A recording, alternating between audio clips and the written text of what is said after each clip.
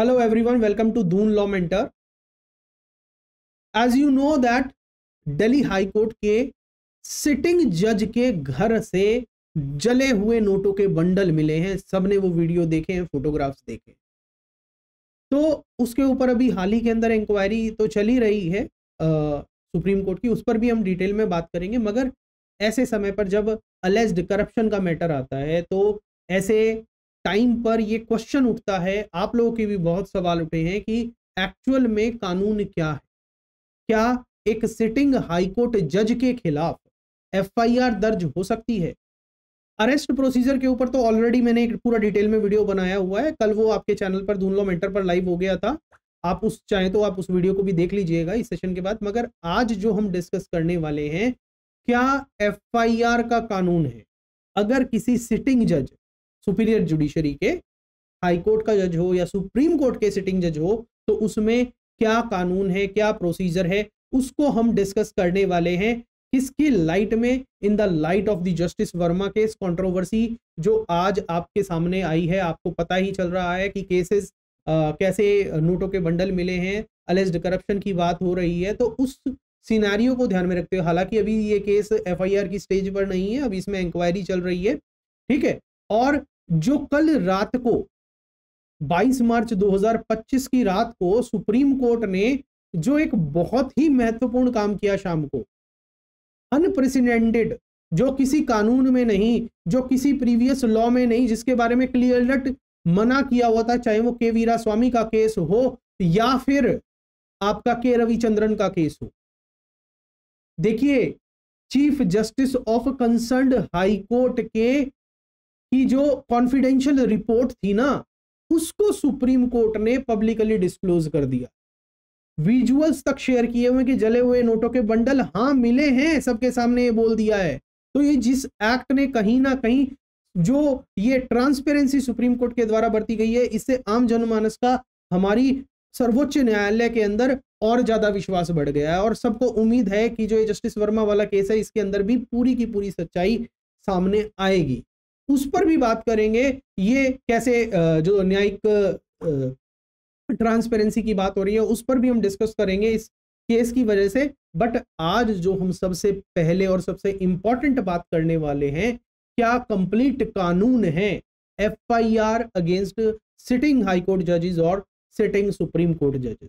ये एक आसान प्रोसेस नहीं है, ये एक बहुत ही ट्रिकी प्रोसेस है, क्योंकि इसके अंदर बहुत सारे स्टेप्स हैं, गाइडलाइंस हैं जिनको हमें इंश्योर करना पड़ता है, वेरियस प्रोविजंस हैं। अगर हम बात करें कि एफआईआर अगेंस्ट हाई कोर्ट जज, तो ये अपने आप में एक रेयर प्रोसेस है, क्योंकि ये एक हाईली रेगुलेटेड प्रोसेस है। और ये जो एफआईआर अगेंस्ट हाई कोर्ट जज, सिटिंग हाई कोर्ट जज का ये जो मुद्दा है, पब्लिक डोमेन में हाईलाइट में क्यों आया? Because of the recent case of justice Yashwant Verma, जिनके घर से अनअकाउंटेड कैश मिला है। और वो विजुअल तब शेयर हुए जब उसमें आग लग गई और फायर ब्रिगेड की गाड़ी पहुंची और वो विजुअल्स सारे पब्लिक डोमेन में आए। करोड़ों रुपए मिलते हैं। हालांकि इस केस के अंदर अभी तक कोई एफआईआर दर्ज नहीं हुई है, ये केस अभी एफआईआर की स्टेज पर नहीं है। सुप्रीम कोर्ट की इस पर इंक्वायरी चल रही है, जिसके अंदर दो तो आपके चीफ जस्टिस हैं डिफरेंट हाई कोर्ट के और एक जज हैं, उसके ऊपर भी बात करेंगे। बात कर रहे हैं अब legal procedure on FIR against high court जज, और ये सेम प्रोसीजर आपका अप्लाई होता है अगर एफआईआर किसी सुप्रीम कोर्ट के सिटिंग जज के अगेंस्ट भी हो। उस पर अब बात करने से पहले अपने बारे में बता देता हूं। This is Ashish Jain, founder and chief educator at Doon law mentor, and we help law student crack judiciary and APU examination in the time bound manner. देखिए, अगर किसी सिटिंग जज के खिलाफ आपको एफआईआर करनी है तो चीफ जस्टिस ऑफ इंडिया का अप्रूवल जरूरी होता है। No FIR without chief justice of India sanction. और इस प्रीवियस सैंक्शन के पीछे का पर्पस क्या है? इससे जुडिशियल जो इंडिपेंडेंस है वो इंश्योर होता है। पर्पस यही है कि जजेस को फ्रिवोलस कंप्लेंट से बचाया जा सके और उनको इंडिपेंडेंटली बिना फियर के काम करने दे जाए। ऐसे तो कोई भी आकर किसी भी जज के खिलाफ कंप्लेंट कर देगा अगर एफआईआर अलाउ कर दी तो यही कारण है कि ये एक तरह का गेटकीपर क्लॉज लगाया हुआ है किसी भी सिटिंग जज के खिलाफ एफआईआर दर्ज करने से पहले सीजीआई का अप्रूवल लेना होगा, मगर सीजीआई का जो अप्रूवल है वो भी आसानी से नहीं मिलेगा। कह तो दिया कि सीजीआई का अप्रूवल लेना होगा, मगर उसका भी एक स्टेप बाय स्टेप प्रोसेस है। उसके लिए क्या होगा कि जब भी किसी जज के खिलाफ, हाई कोर्ट के या सुप्रीम कोर्ट के जज के खिलाफ कोई एलिगेशन लगती है, then situation is assessed by the CGI on the basis of the credible information needed to proceed to president. और जब सीजीआई को लगे कि हाँ भाई इसके अंदर कोई क्रेडिबल इंफॉर्मेशन आया है, साक्ष्य हमारे सामने बहुत अच्छे आए हैं, तब उसी के बाद फिर वो प्रेसिडेंट को भेजा जाता है आगे। ये जो लीगल प्रोटेक्शन है ये प्रिवेंट करती है लीगल सिस्टम को, misuse of legal system against जजेस बाय डिसग्रंटल्ड पार्टीज। अब देखिए कोई भी केस है, जजेस डिसाइड करते एक पार्टी के फेवर में आएगा, एक पार्टी के अगेंस्ट आएगा। जिस पार्टी के अगेंस्ट आएगा वो तो कंसर्न जज को दुश्मन की तरह देखेगा ना।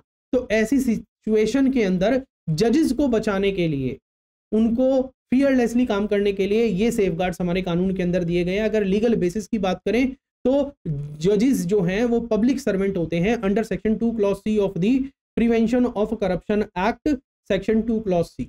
और बीइंग पब्लिक सर्वेंट उनको प्रोसिक्यूट करने से पहले, उनके खिलाफ एफआईआर करने से पहले उनकी जो कंसर्न अथॉरिटी है उससे आपको अप्रूवल लेना पड़ेगा, मतलब चीफ जस्टिस ऑफ इंडिया से सैंक्शन लेना पड़ेगा। और इसके रिगार्डिंग भारतीय नागरिक सुरक्षा संहिता के अंदर भी आपको पता है और पुराने सीआरपीसी के अंदर भी प्रोविजन है कि प्रोसिक्यूशन ऑफ जजेस एंड पब्लिक सर्वेंट, वहां पर आपको सैंक्शन वगैरह की बात होती है। You already know that being constituted. ठीक है, आगे चलते हैं।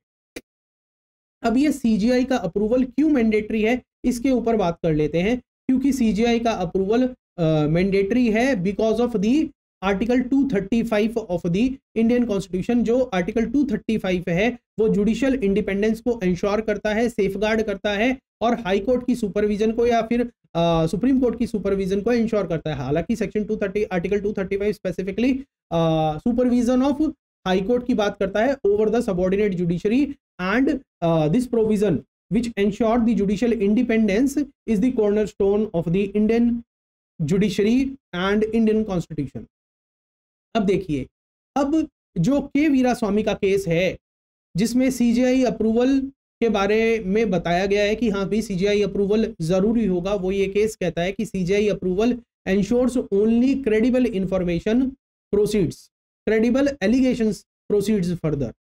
और यहाँ पर जो सीजीआई है या जो बैलेंस्ड अप्रोच है, सीजीआई एडवाइजेस प्रेसिडेंट। अगर सीजीआई को ये लगे कि हाँ भाई हमारे पास साक्ष्य जो है वो पुख्ता है, क्रेडिबल इंफॉर्मेशन है, then only he forward the information to the president for the further action.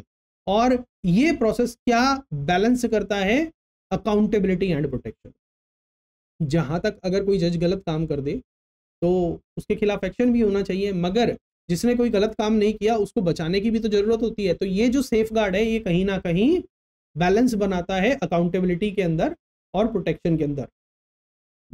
मगर जो ये सेफगार्ड है, सीजीआई का जो अप्रूवल की रिक्वायरमेंट वाली बात है एफआईआर करने से पहले, इसको बहुत बार क्रिटिसाइज भी किया जाता है ऑन द ग्राउंड दैट जो ये सीजीआई का अप्रूवल प्रोसेस है ये कहीं ना कहीं सारे सिस्टम को, सारे प्रोसेस को डिले कर देता है। अब सीजीआई का अप्रूवल के अंदर भी बहुत सारी चीजें हैं, उसको भी अभी हम डिटेल में डिस्कस करेंगे।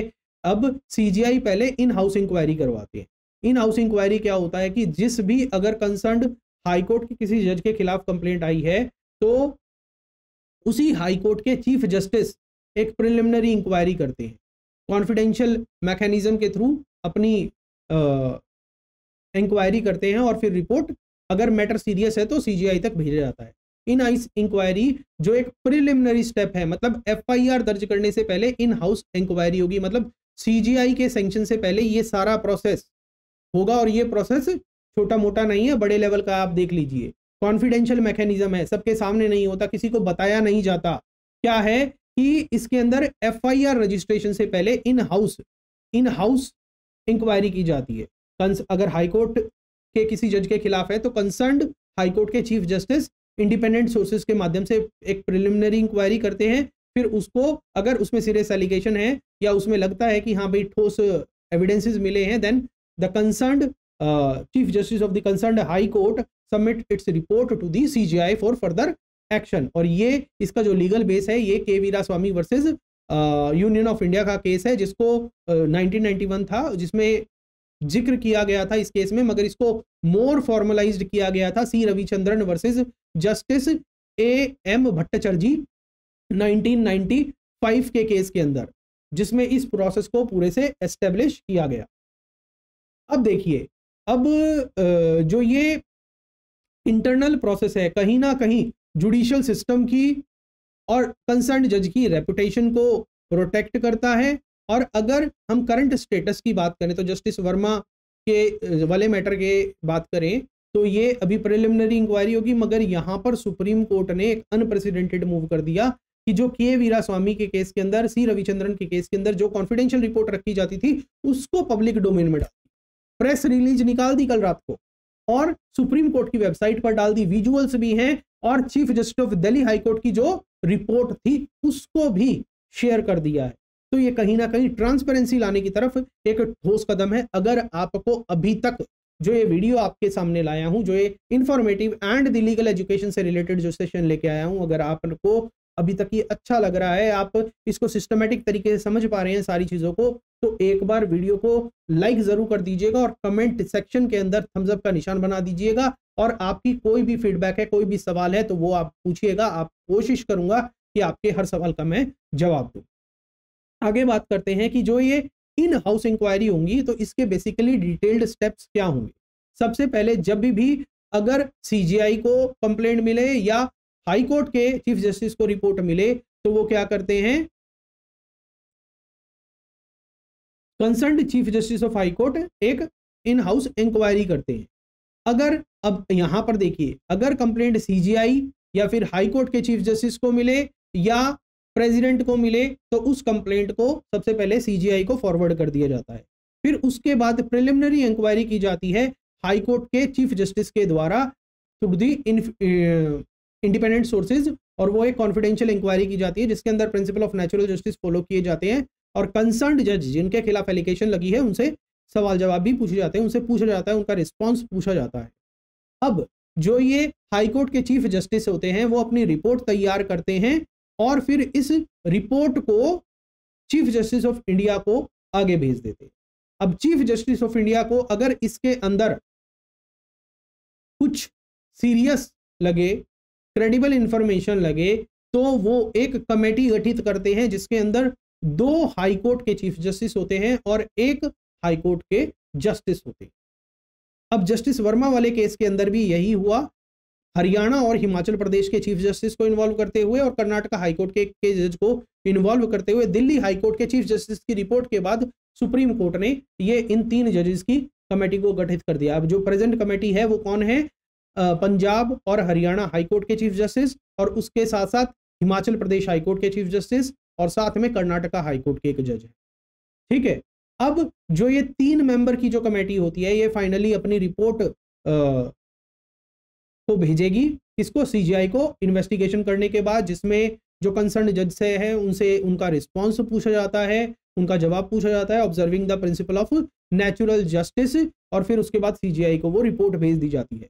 जस्टिस वर्मा के केस के अंदर कमेटी फॉर्म हो गई है तो अब वो अपना काम करेगी। अभी जो 3 मेंबर वाली कमेटी है इसकी रिपोर्ट नहीं आई है, जस्ट जो प्रिलिमिनरी इंक्वायरी दिल्ली हाईकोर्ट के चीफ जस्टिस ने की थी वो रिपोर्ट आ गई है और वो पब्लिक डोमेन में शेयर भी कर दी गई है और जस्टिस वर्मा से न्यायिक कार्य ले लिया गया है। अब उनको कोई भी न्यायिक कार्य नहीं दिया जाएगा। अब जब इन हाउस इंक्वायरी की रिपोर्ट आ जाती है तब उससे क्या होता है कि अगर देखिए सीरियस एलिगेशन होगी तो फिर तो इम्पीचमेंट वाली बात होगी। अगर ग्रॉस मिसकंडक्ट नहीं है कि इम्पीचमेंट रिक्वायर नहीं है, थोड़ी बहुत करप्शन वगैरह की एलिगेशन है, तब उस सिचुएशन के अंदर जुडिशरी की रेपुटेशन बचाने के लिए भी एक सीक्रेटिव प्रोसेस किया जाता है और चुपके से बोल दिया जाता है जज साहब को कि भाई तुम रिजाइन कर लो, बहुत ले लिए तुमने मजे। ठीक है, सीजीआई में सजेस्ट रेजिग्नेशन और voluntary retirement to the concerned जज, और उनको जुडिशियल वर्क से भी रोक दिया जाता है। एज जस्टिस वर्मा के केस के अंदर उनको न्यायिक कार्य से रोक दिया गया। अगर कंसर्न्ड जज मना करे रिजाइन करने से या वॉलंटरी रिटायरमेंट से, तब केस क्या होगा, तब आगे भेजा जाएगा प्रेसिडेंट के पास और उस केस के अंदर इंपीचमेंट प्रोसीडिंग्स वगैरह शुरू हो सकती हैं या वर्क रेस्ट्रिक्शन से लगाने से पहले एफआईआर वगैरह भी हो सकती है। ठीक है, वो सारी चीजें, इंपीचमेंट वाला तो बहुत बड़ा प्रोसेस हो जाएगा और आर्टिकल 124 के संविधान के चौथे क्लोज के अंदर वो प्रोसेस दिया गया है। जस्टिस वर्मा के केस के अंदर अभी तक एफआईआर ही दर्ज नहीं हुई है। This reflects the high threshold required, क्योंकि अभी 3 मेंबर की जो जजेस की कमेटी की रिपोर्ट है वो आना बाकी है, कमेटी बना दी गई। अब आगे चलिएगा। अब as a judiciary aspirant, APO aspirant या फिर लॉयर एंड लॉ स्टूडेंट, आपको ये जो सारी हिस्ट्री या स्टोरी मैंने आपको बताई उसमें आपको 3-4 लैंडमार्क केसेस पता चले। K Veeraswamy versus union of India 1991 का केस है, जिसके अंदर ये बोला गया है कि अगर एफआईआर आपको किसी हाई कोर्ट के या सुप्रीम कोर्ट के जज के खिलाफ करनी है तो पहले सीजीआई का अप्रूवल लेना होगा, क्योंकि जज पब्लिक सर्वेंट है। और C Ravichandran Iyer versus union of India 1995 के केस के अंदर बोला in house procedure for non impeachment cases, जहां पर इम्पीचमेंट जरूरी नहीं है, ज़्यादा लेस सीरियस एलिगेशंस है, जहां पर आपको इन हाउस इंक्वायरी करानी है और 3 मेंबर की रिपोर्ट लेनी है, और उस सिचुएशन के अंदर अगर क्रेडिबल इंफॉर्मेशन आए तो चुपके से कंसर्न जज को बोल दो, रिजाइन कर दो, छुट्टी ले लो। तब वो मना करे तब आप एफआईआर दर्ज वगैरह वाली सिचुएशन पर जा सकते हो, और फिर इम्पीचमेंट वगैरह वाला प्रोसेस अपना के आर्टिकल 124 के तहत जज का, कंसर्न जज का इम्पीचमेंट भी हो सकता है। फाइनली प्रेसिडेंट उसको उस पर कॉल लेंगे कि इम्पीचमेंट के लिए मैटर फिट है या नहीं। एक और केस है एडिशनल डिस्ट्रिक्ट जज x versus state of Karnataka 2015 का केस है, जिसके अंदर हाई कोर्ट के सीजीआई की जो इनिशियल प्रोब है उसका स्कोप को थोड़ा सा लिमिट कर दिया गया। तो ये 3-4 केसेस हैं, आप इनका ध्यान रखिएगा। और अब एक और बात है, के वीरास्वामी के केस के अंदर ये बोला था कि अगर सिटिंग हाई कोर्ट के जज के खिलाफ एफआईआर दर्ज होने का क्या प्रोसेस है, और रिटायर्ड हाई कोर्ट के जज के खिलाफ अगर एफआईआर होनी हो तो क्या प्रोटेक्शन, क्या प्रोसीजर है। अगर सिटिंग जज है तो प्रोसेस आपको पता है, सीजीआई का अप्रूवल की रिक्वायरमेंट होगी। अगर रिटायर्ड हाई कोर्ट के जज हैं या सुप्रीम कोर्ट के जज हैं तब उनको ये कोई सीजीआई वाली जो मैंडेटरी प्रायर रिक्वायरमेंट सेक्शन वाली है, सैंक्शन वाली है, इसकी जरूरत नहीं होती है। They will be prosecuted as per the normal as the normal citizen. तो मतलब सीजीआई अप्रूवल नहीं रिक्वायर होता अब। और उसके साथ साथ क्या होता है कि जो सिटिंग जज हैं they are protected by judicial independence, जबकि जो रिटायर्ड जजेस हैं they are treated as ordinary citizen.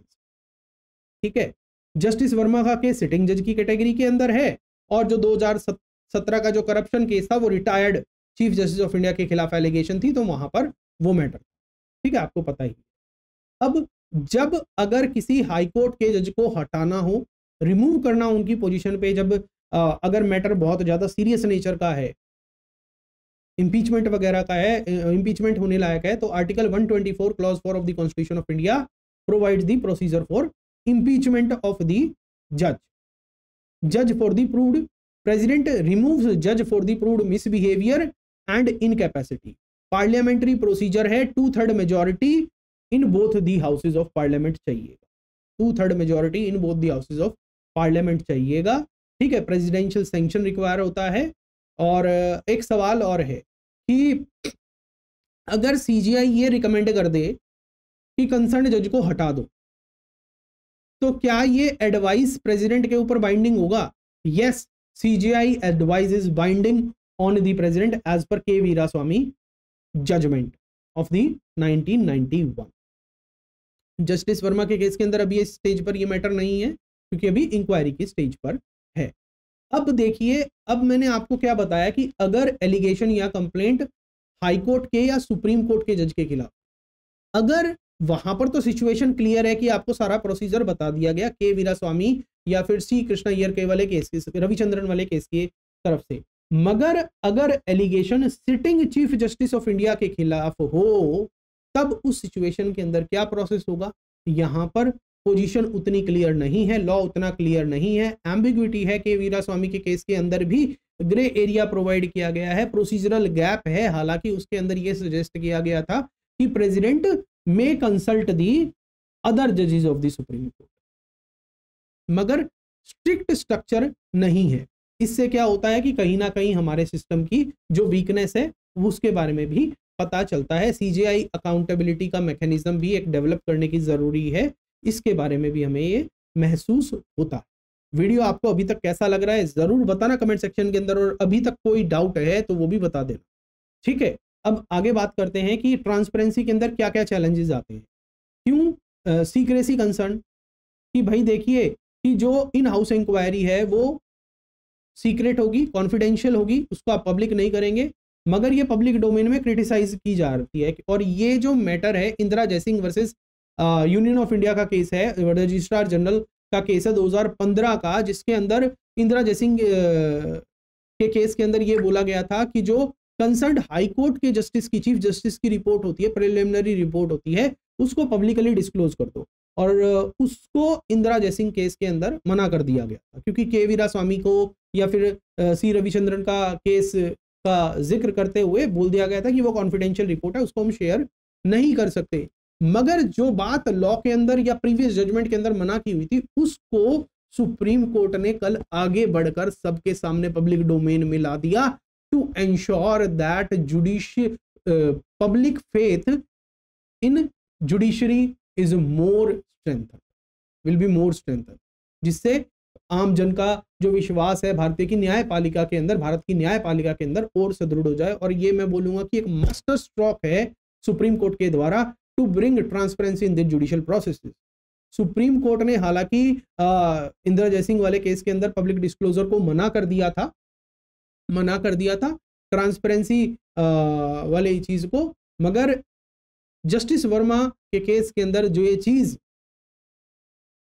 कहीं भी जो स्टैट्यूट बुक में नहीं है, जिसको out of the courtesy supreme court ने शायद पब्लिक डोमेन के अंदर ले आए हैं, वो रिपोर्ट साझा कर दी गई है, विजुअल्स तक, फोटोग्राफ्स तक शेयर कर दिए गए हैं। ये कहीं ना कहीं आम जनमानस की न्यायपालिका के अंदर विश्वास को और बढ़ाता है।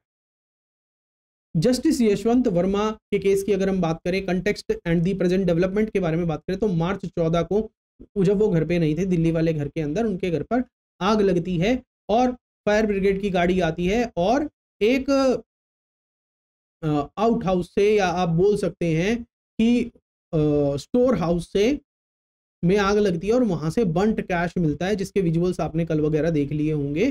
तो इस पर सीजीआई ने पहले दिल्ली हाईकोर्ट के चीफ जस्टिस ने अपनी रिपोर्ट भेजी सुप्रीम कोर्ट को, सुप्रीम कोर्ट के चीफ जस्टिस को, और उस कॉन्फिडेंशियल उस रिपोर्ट को सीजीआई ने या सुप्रीम कोर्ट ने कल साझा कर दिया पब्लिक डोमेन में। और अब 3 मेंबर की कमेटी गठित की गई है, पंजाब एंड हरियाणा हाईकोर्ट के चीफ जस्टिस, हिमाचल के हाईकोर्ट के चीफ जस्टिस और कर्नाटका के एक जज के साथ वो कमेटी बनाई गई है। अब वो अपनी रिपोर्ट फाइनली सीजीआई को सबमिट करेगी इन्वेस्टिगेशन करने के बाद। आज जब हम बात कर रहे हैं अभी तक कोई एफआईआर दर्ज नहीं है, मार्च 23 को अभी तक कोई एफआईआर दर्ज नहीं हुई है। सुप्रीम कोर्ट ने जो ये अनप्रेसिडेंटेड ट्रांसपेरेंसी दिखाने की तरफ जो ये कदम उठाया है, रिपोर्ट साझा करके, जिसको इंदिरा जयसिंह के केस के अंदर बोला गया था, मांगा गया था, उसको करके एक बहुत ही मतलब हमारे जो जुडिशियल पिलर हैं उसको और स्ट्रॉन्ग कर दिया है और आम जनमानस के विश्वास को न्यायपालिका के अंदर और स्ट्रॉन्ग कर दिया है। क्या आपको भी ऐसा ही लगता है? हाँ तो जरूर बताइए प्रॉपर रीजनिंग के साथ, और नहीं तो वो भी बताइएगा कि आपको ऐसा क्यों अभी तक नहीं लगा है, पूरा विश्वास भारत की न्यायपालिका के अंदर क्यों नहीं हो रहा। अब एज फार एज जो एफआईआर प्रोसीजर है, जो हमने सारा बताया कि आपको सीजीआई का सैंक्शन लेना पड़ेगा या फिर उससे पहले प्रिलिमिनरी इंक्वायरी होगी, ये सारी चीज के अंदर क्या होता है कि न्याय कहीं ना कहीं डिले हो जाता है। सीजीआई अप्रूवल प्रोसेस, ये चैलेंज है एफआईआर प्रोसीजर के अंदर, CGI approval process high delay create करता है और सीक्रेसी इशू रेज होते हैं। हालांकि अब उनको धीरे धीरे हटाया जा रहा है, as seen in the justice Yashwant Varma case. Balance भी बनाने में प्रॉब्लम कई बार आती है। अब फ्यूचर क्या है कि जस्टिस वर्मा का केस हो सकता है कि एक रिफॉर्म कैटालिस्ट की तरह काम करे। आप देख पा रहे हैं कि रिफॉर्म कैटालिस्ट की तरह काम करना शुरू कर दिया है, लोग इसको ऊपर बात कर रहे थे। तो ऐसी स्थिति के अंदर जुडिशरी की जो छवि थी, रेपुटेशन थी, वो धूमिल हो रही थी। अपनी रेपुटेशन को बचाने के लिए जो कॉन्फिडेंशियल चीज थी, जिसको कॉन्फिडेंशियल पुराने केसेस के अंदर कहा गया था, उसको पब्लिक डोमेन में रिपोर्ट को साझा कर दिया गया है। मगर एक चीज जो और इंप्रूव कर सकते हैं आने वाले समय के अंदर, डिजिटल ट्रैकिंग सिस्टम लाया जाए। अगर कोई कंप्लेंट हाईकोर्ट के या सुप्रीम कोर्ट के सिटिंग जज के खिलाफ आती है, तब उस सिचुएशन के अंदर आप ये जो प्रोसेस बनाया हुआ है के वीरास्वामी और सी रविचंद्रन अय्यर वाले केस के अंदर, उसको फॉलो करिए, मगर एक डिजिटल ट्रैकिंग मेथड तो बनाया ही जा सकता है। ठीक है। और जो अगर एलिगेशन सीजीआई के खिलाफ है तो उस प्रोसेस पर और क्लैरिटी लाने की जरूरत है। बोल तो गया है कि प्रेसिडेंट चाहे तो और दूसरे जजेस को, सुप्रीम कोर्ट के जजेस को कंसल्ट कर सकता है, बट वहां पर कोई भी स्ट्रीमलाइंड प्रोसीजर नहीं है। तो उस प्रोसीजर को भी और स्ट्रॉन्ग और स्ट्रीमलाइन करने की जरूरत है। तो विद दिस जो हमारा ये आज का सेशन है वो कंप्लीट होता है, और इसके जो मेजर टेक अवेज हैं वो यही है कि सबसे पहले सीजीआई का अप्रूवल की जरूरत होती है, फिर इन हाउस इंक्वायरी करनी पड़ती है concerned chief justice of concerned high court के द्वारा, और फिर वो मैटर सीजीआई को भेजा जाता है। और अगर सीजीआई को लगे कि हाँ भाई इसके अंदर कुछ चीज़ है, तो 3 मेंबर की कमेटी बनाते हैं जिसके अंदर 2 हाईकोर्ट के चीफ जस्टिस होते हैं, 1 हाईकोर्ट के जज होते हैं, और कंसर्न्ड जज से को उस समय तक जब तक रिपोर्ट नहीं आती है फाइनली तब तक न्यायिक कार्य नहीं दिया जाता, उनसे वापस ले लिया जाता है। एक तरह से आप बोल दो कि कंसर्न्ड जज की सस्पेंशन हो गया है फॉर द टाइम बिंग, जब तक रिपोर्ट नहीं आ रही। हालांकि हम ये नहीं बोलते कि सस्पेंशन वर्ड यूज नहीं है, ना ही इस मैटर के अंदर सस्पेंशन बोला गया है, ये सिंपल ये बोला गया है कि उसको कोई भी नया न्यायिक कार्य नहीं दिया जाएगा, कोई भी जुडिशियल वर्क के अंदर इन्वॉल्व नहीं किया जाएगा pending the submission of the inquiry report. ठीक है, तो यही चीज है ना, तो सस्पेंशन ही तो है एक तरह से ही, मतलब जस्टिस यशवंत वर्मा का कहीं ना कहीं टेक्निकल सेंस में देखो तो सस्पेंशन हो गया है। जब तक फाइनल इंक्वायरी की रिपोर्ट नहीं आएगी, उस पर जो फाइनल डिसीजन नहीं आएगा, उसी के बाद फिर बहाली अगर हो पाएगी, अगर वो अपने जो एलिगेशंस हैं उन पर जो लगे हैं और जो चीज़ें सामने आई हैं उनको अगर क्लियर कर पाते हैं। तो ये टॉपिक आपके एग्जाम पर्सपेक्टिव से बहुत इंपॉर्टेंट होता है, जुडिशियल एथिक्स के लिए इंपॉर्टेंट होता है, कॉन्स्टिट्यूशन के लिए इंपॉर्टेंट होता है, और इसको क्लब किया जाएगा आपके भारतीय नागरिक सुरक्षा संहिता के साथ। ठीक है, तो अगर आप ये देखना चाहते हैं, ये तो आपने एफआईआर वाला लॉ देखा, अगर आप ऐसा ही एक सेशन चाहते हैं, देखना चाहते हैं, उसके ऊपर ऑलरेडी मैंने वीडियो बनाया हुआ है कि अगर एक जुडिशियल ऑफिसर को अरेस्ट करना है तो उसके क्या प्रोटोकॉल्स हैं, क्या गाइडलाइंस हैं, क्या लीगल प्रोविजंस हैं, क्या प्रायर जजमेंट्स हैं, उसके ऊपर ऑलरेडी सेशन मैंने बनाया हुआ है, कल ही बनाया था। आप उस सेशन को जरूर देखिएगा, चैनल पर आपको वो मिल जाएगा। ठीक है, अब आपको जो जुडिशरी एस्पिरेंट्स हैं, लॉ स्टूडेंट्स हैं, उनको आप इस स्लाइड का स्क्रीनशॉट ले लीजिए क्योंकि आपकी बहुत मदद करने वाला है। केसेस के नाम, तीनों के नाम, केसेस के नाम बताए गए हैं, लीगल प्रोविजंस के बारे में बताया गया है, कौन कौन से हमने इसके अंदर डिस्कस किए, और जस्टिस वर्मा यशवंत वर्मा वाला जो केस है उसकी अगर आप जो रिपोर्ट देखना चाहते हैं, जो प्रेस रिलीज देखना चाहते हैं, वो सुप्रीम कोर्ट की वेबसाइट पर अपलोड हो गई है। जैसे ही आप सुप्रीम कोर्ट की वेबसाइट पर जाएंगे तो लेटेस्ट अपडेट के अंदर आपको सबसे पहले प्रेस रिलीज ऑफ 22 मार्च 2025 मिलेगा। उसको ओपन करेंगे तो आपको वहां पर सारे विजुअल्स, दिल्ली हाईकोर्ट के चीफ जस्टिस की रिपोर्ट, वो सब कुछ मिल जाएगी। हालांकि उसका अगर आप उस प्रेस रिलीज का लिंक चाहते हैं तो मैं आपको इस वीडियो के डिस्क्रिप्शन में और उसके साथ साथ इस वीडियो के पिंड कमेंट में भी दे दूंगा, आप वहां से भी देख सकते हैं। और आप अगर इसके ऊपर एक डिटेल्ड ब्लॉग पढ़ना चाहते हैं तो ब्लॉग भी मैंने बनाया हुआ है हमारी वेबसाइट doonlawmentor.com पर। आप जाएंगे तो वहां पर आपको लेटेस्ट ब्लॉग के अंदर इस टॉपिक पर एक डिटेल्ड ब्लॉग भी मिल जाएगा, उसको भी आप पढ़कर अपनी एग्जाम वगैरह की तैयारी कर सकते हैं, अपनी लीगल नॉलेज को एनहांस कर सकते हैं। तो आप बताइए, आपने जो ये सेशन देखा अभी तक, आपने इससे क्या सीखा? आपने अगर इससे 1% भी सीखा है तो सेशन को लाइक जरूर करिएगा, दोस्तों के साथ शेयर करना मत भूलिएगा, और चैनल को अगर सब्सक्राइब नहीं किया है तो करिए और बेल नोटिफिकेशन को ऑन करिए, ताकि आने वाले समय के अंदर आपको जो भी ऐसी हम इंफॉर्मेटिव सेशंस लेके आते हैं आपको उनकी सबसे पहले नोटिफिकेशन मिलती रहे। और ऐसे ही हमारा हौसला अफजाई करते रहिए। और अगर आप जुडिशरी, एपीओ, जेल लो और इस तरीके के एग्जाम की तैयारी करना चाहते हैं, कर रहे हैं, और हमारे साथ पर्सनलाइज तरीके से करना चाहते हैं, तो आप हमारी एंड्रॉयड ऐप से या फिर हमारी वेबसाइट से हमारे पेड ऑनलाइन कोर्सेज के अंदर एक्सप्लोर कर सकते हैं और उनको ज्वाइन भी कर सकते हैं। हालांकि हमारी वेबसाइट पर और एंड्रॉयड ऐप पर आपको बहुत सारे फ्री रिसोर्सेज भी मिल जाएंगे, चाहे वो state wise previous year papers हो या लीगल अपडेट्स हो, बहुत सारी चीज़ें आपको फ्री में भी मिल जाएंगी। तो आप उस चीज़ के लिए भी हमारी एंड्रॉयड ऐप को या फिर हमारी वेबसाइट को रेफर कर सकते हैं। चलिए, मैं मिलता हूँ आपसे नेक्स्ट सेशन में, फीडबैक का इंतजार रहेगा। God bless you, take care.